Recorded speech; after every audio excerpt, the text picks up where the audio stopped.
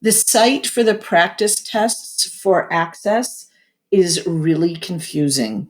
So let me show you what you need to do to access them. So test practice is not actually what you need to do. What we want to do is go to sample items. So you click sample items, and then they have the different grades. So for grades 6 to 8, listening, reading, and speaking have more than one option, and writing just has one option. So if you click on it, you can see that there's one that's tier B, tier B, tier C. Tier C are the harder ones, but you have to do well on the tier B also, or you won't get out of ESL. So here's listening. Here are a couple of reading items. Here are a couple of speaking items. And there's one writing item. Okay, so for each one that you go to, you have to click on it. And then here's the confusing thing. You don't want your computer to remember the username and password. Some people have trouble with that because every test item has a different username, right? So for this one test item, you actually have to type listening 68CSIP.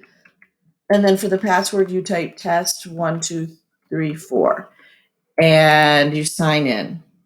So you need to do all of this. Go to the listening test, begin the test. Inventor Mary Anderson.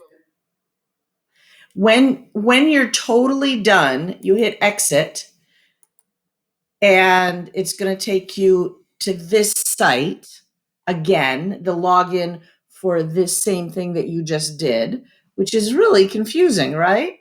So you click back, and it will take you to this grade 6 to 8 again. And so then you have to do the same exact thing with a different test.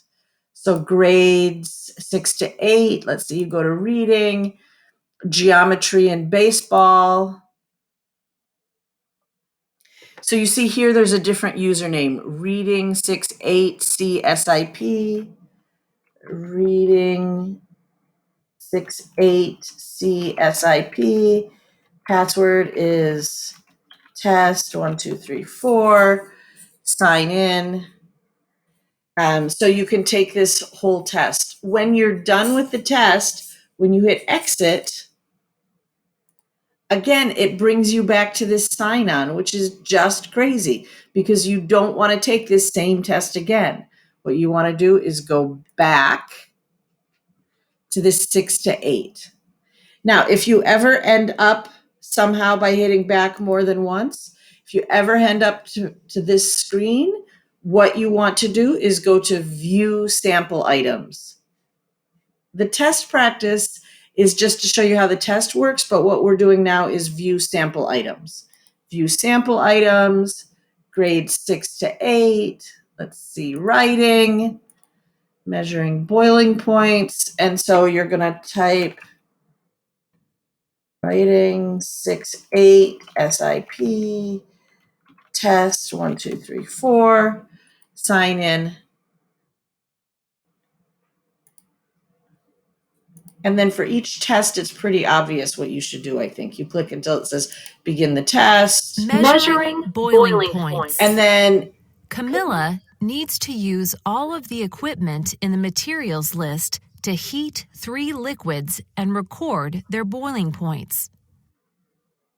Right? So sometimes it talks to you, and then when you're allowed to go to the next page, it sends you to the next page. Look at the diagram showing the assembled equipment. Write a paragraph.